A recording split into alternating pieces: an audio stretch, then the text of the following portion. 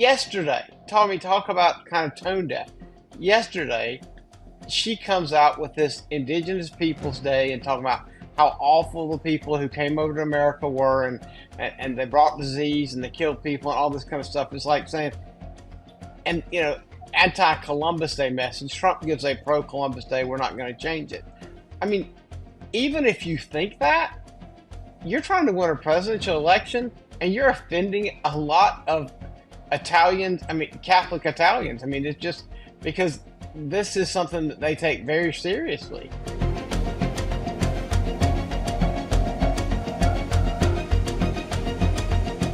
Welcome to another episode of Counterculture, the show that stands at the intersection of reason and faith in the battle against sentimentality. For a moment, let's set aside the head-to-head numbers between Trump and Kamala, even in battleground states, and look at some of the underlying crosstabs. Trump is poised to do better among black voters than any GOP presidential candidate since Nixon in '60, better among Latino voters than any GOPer since George W. Bush in 2004. He's up 5 points with Catholics, who comprise 30% of the electorate in Pennsylvania. Biden won Catholics in 2020, by the way. And Kamala is running 18 points behind Biden's number among Arab Americans. Combine that with Trump increasing his spread among the non-college degreed, and one has to ask the simple question, how is it even possible that this race doesn't end in an electoral landslide for Trump? And if it is, are we looking at more sizable majorities for the GOP in the House and Senate as well?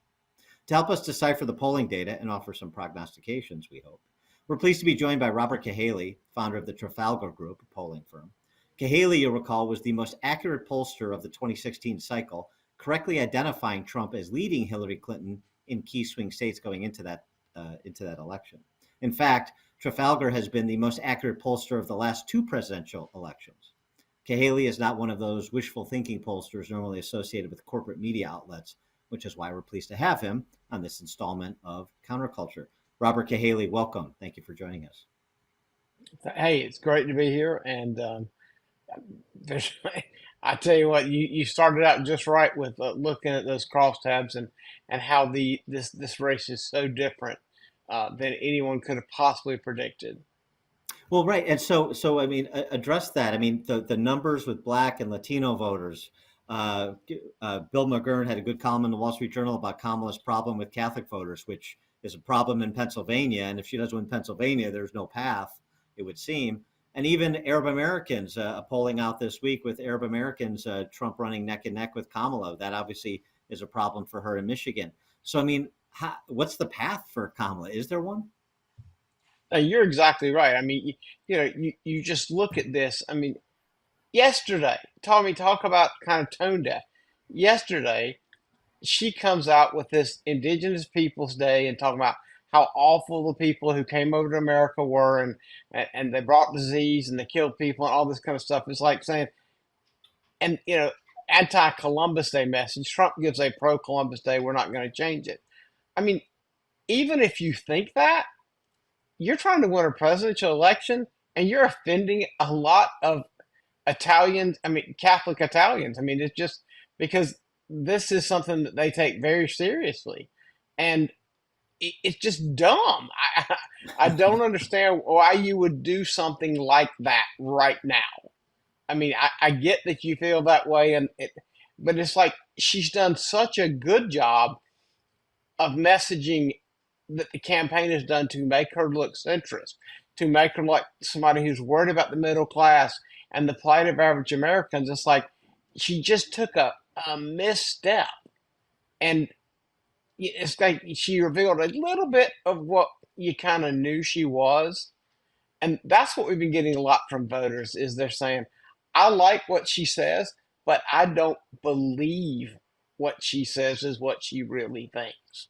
Right. And it was sort of a moment where it's clear that she's tethered to and trying to sell the classes, where Trump is selling the masses.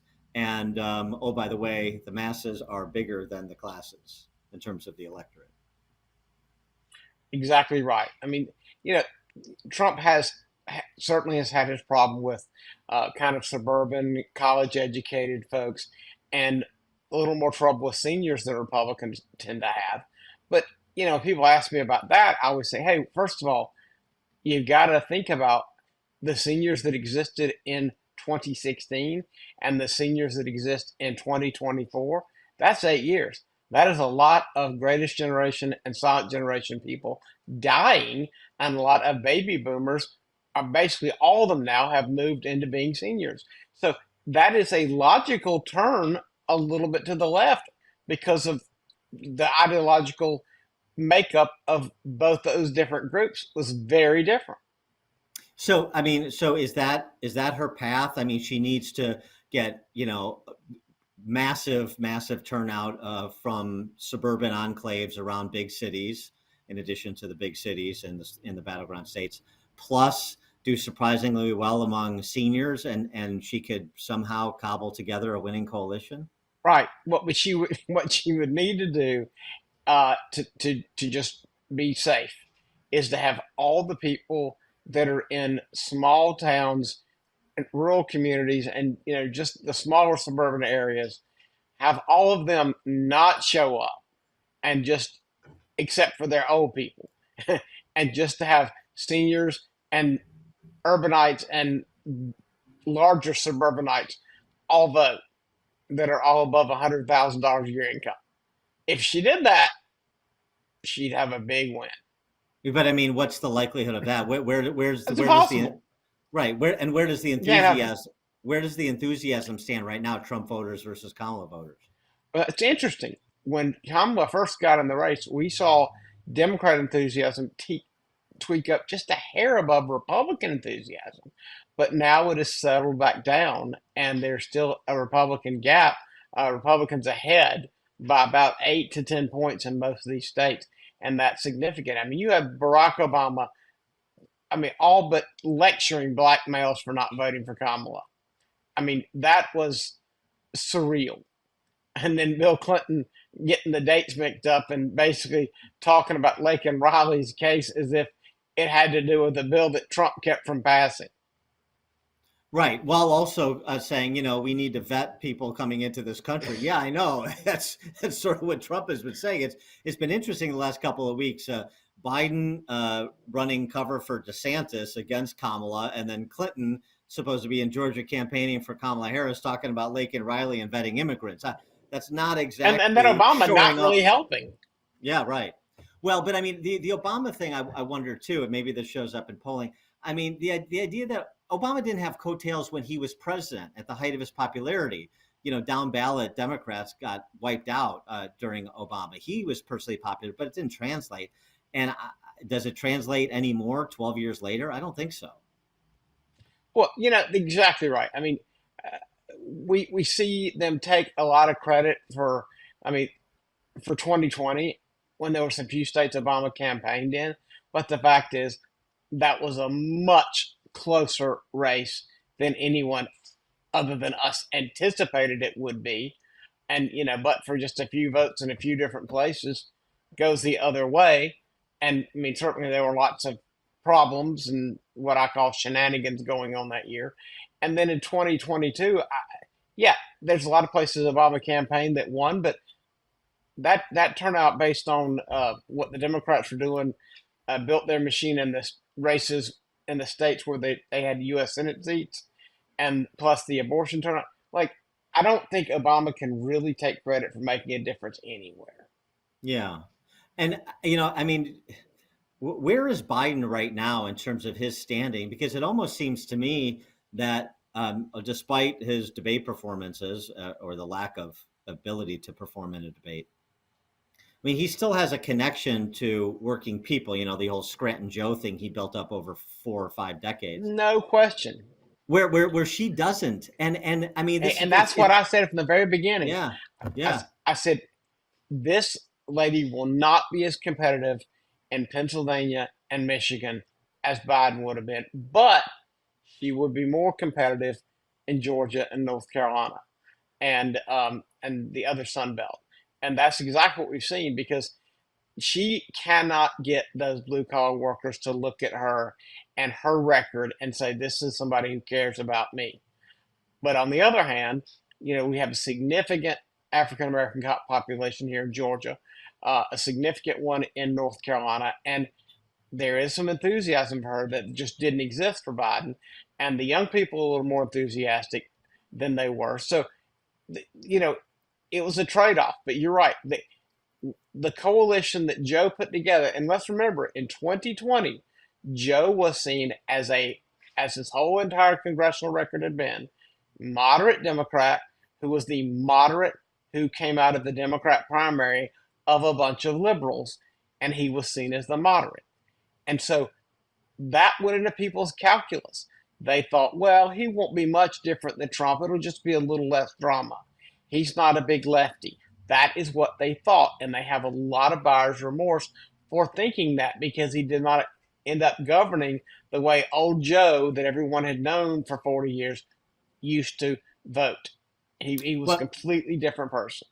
with black voters, I mean, this could be another hoist by your own petard kind of situation because, on the one hand, you say, well, yeah, she's got more enthusiasm among black voters, but and so they may not have turned out for Biden, but black voters may turn out at higher rates, but she's not going to get the percentage that she needs. I mean, she is trailing off significantly from even what Which, but Biden but she is enjoyed in doing better than 2020. where Biden was. She is doing Yeah, better than where Biden was in 2024. And so that's what I meant by that. No, no, there's no I question. understand. Yeah. But compare it to the model that's required to win, though. I'm not saying Biden Oh, was going to win either. absolutely. No, Yeah. absolutely. Well, yeah, we can all concede that Biden probably wasn't going to win, and it was probably going to be a much larger election victory for Trump than this could be if he wins at all.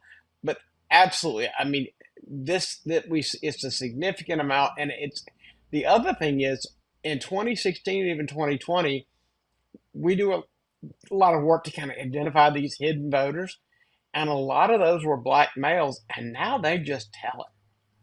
I mean, it's like they are not going to be shamed about it, and they were literally one of the biggest groups. We felt we felt like we're hidden Trump voters, and I would still tell you to this day, no matter what the exit poll said, again, if you won't tell a pollster the truth on the phone, the odds of you telling some kid with a clipboard at your polling place the truth aren't very good. So relying on exit polls is even worse pseudoscience than the polls that got the election so wrong. Do you see any states that we're not talking about, no, not significantly, being surprisingly close or maybe even going a different direction than they're assumed to go? I mean, you saw the Department of Justice just sued the state of Virginia over removing non-voters from their voting rolls. It's kind of sort of interesting. Why would you pick out Virginia? Virginia is not perceived to be in play for Trump. At Minnesota, here we go again. It's a little bit of fool's gold, I think, but I'll get your opinion. Minnesota, some polling has it within 4 or 5 points. Any of these, Yeah. do you think the map expands beyond the half a dozen states we're talking about at all? I mean, here's the thing. We have seen a significant undercurrent of Trump voters that are hesitant to say they're for Trump. And in 2016, it was being shamed mostly with live callers. People didn't want to say to a live caller they were for Trump because they did not want to be judged by that person they're talking to. By 2024, it's a different thing. There's a perception among many Trump voters that the Justice Department has been weaponized against them. They don't know what's going to happen. When you kind of the way when you talk to, strong Second Amendment defenders, they are always opposed to gun registration because they know that that will be the list they use to go collect the guns. People feel that way about polls. I mean, they're always asking, all right, what are you doing with this information? Who are you? Well, what's this Mm-hmm. about? Who's going to have access to this? Is this going to be something big tech can get? And they're very nervous. And so what we're finding is people who, hear stories of people who use an ATM in Washington on January 6th, even though they weren't anywhere near the Capitol, being investigated. I mean, they just, there's too much of this. And so Well, there's an undercurrent. And I tell you all this to, and you answer your question about the states, that if the undercurrent is what we think it could be, yes, I think that you could possibly see Virginia in play. I mean, I think New York could actually be in play. I mean, look, wow. it was 5 points on the governor's race last time. 5 points. We were the only people who ever said that race was close. Everybody said it was 10 or 12 point race. and it ended up being a 5-point race. And there is a lot of buyer's remorse for voting for Hochul. And so, I mean, you look at the reaction the guys get in New York. He's not making a mistake to go do this because people have just had it. And so I think it wouldn't Minnesota, I'm just not sure I'm buying it. I remember from looking at a little kid that was the only thing purple for Walter Mondale Right. back in the day, or only thing red because back then the Democrats were red and the Republicans were blue. But I'll never get that out of my head that that was the only state that went the other way. Um, but I think looking on the edges uh, for a Colorado, maybe a New Mexico, but certainly I would put Virginia and I put North Carolina in there. And it's just, North Carolina and the keep other your, way? excuse me, I didn't mean North Carolina. I, I meant New York. I Oh, New put York. Yeah. Virginia and New Yeah. Yeah. York. I mean, I just wouldn't rule out New York, and I wouldn't rule out New Hampshire either. Wow, that's interesting. So I mean, based on what you said, though, the reticence and the suspicion, which is understandable to talk to pollsters. So, the obvious question, because a lot of people say, I don't trust any of the polls, I don't believe them. Well, why should people trust the polls? Why should they believe them? Well, they shouldn't believe most of them. I mean, that's the whole point. Is these guys have been off significantly in presidential races 2 times in a row. I mean, if our error rate, we were the number one lowest error rate in 2020 of people who polled more than 10 states. Now, there were a few who polled just like few, they didn't matter.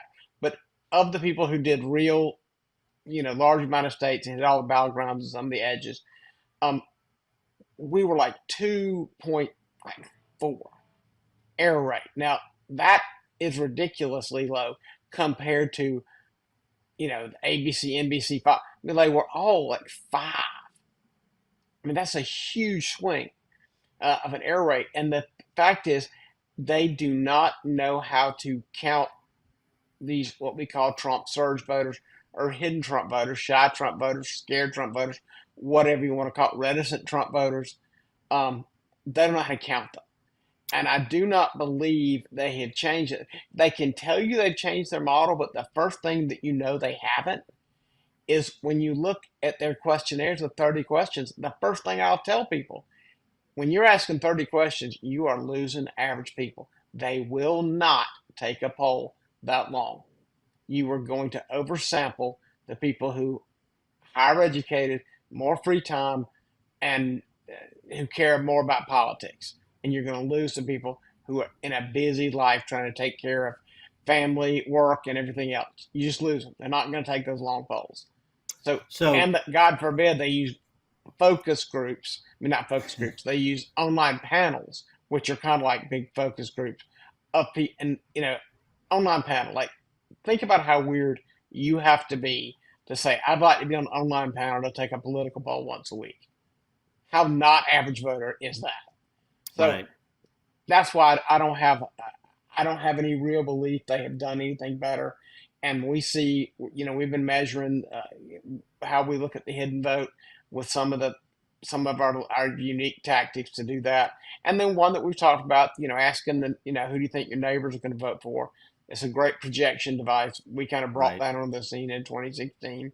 Not that we created it. I learned it from a guy named Rod Sheeley back in the 90s, but in South Carolina. But it's one of those things that we even just look at the neighbor question. We see our biggest state was Ohio in 2016. And we were saying he's not just going to win Ohio, he's going to win it big. And people are like, you're crazy. Well, of course, he did just win it big. We're seeing a very strong hidden vote in Pennsylvania, and the biggest one in Nevada. And I get it with all the union pressure, but we see a big one in Arizona and a big one in Michigan. Georgia and Wisconsin and North Carolina, not as much, but it's interesting. And if those, even a third of those people break toward Trump, those states won't be close. That's really interesting. And so, last question, we'll let you go. Victor Davis Hanson recently reminded us that it was very close between Carter and Reagan in 1980, Gallup had Carter up a couple of points going into the last few days of the election. And then, of course, Reagan won 40 states.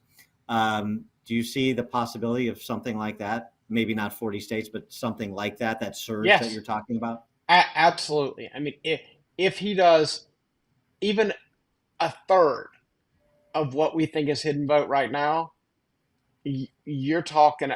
You were talking about the potential of a popular vote win. You're talking the potential of over 320 electoral votes, and not worried about the House of Representatives sweeping a lot of them in, and the possibility of sweeping in as many as 6 Senate seats. Wow. All right. Robert Cahaly, founder of Trafalgar Group, polling firm, of course, as we were talking. Robert, thanks so much for joining us. Appreciate your insights.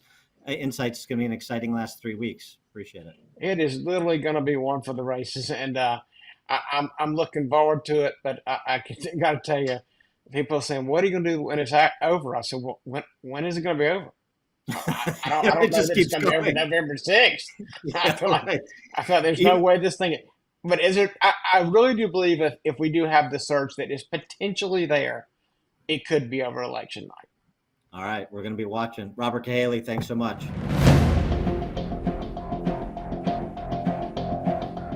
Please like this video and subscribe to this channel if you haven't already. And please leave a comment in the comment section. We'd love to hear your thoughts.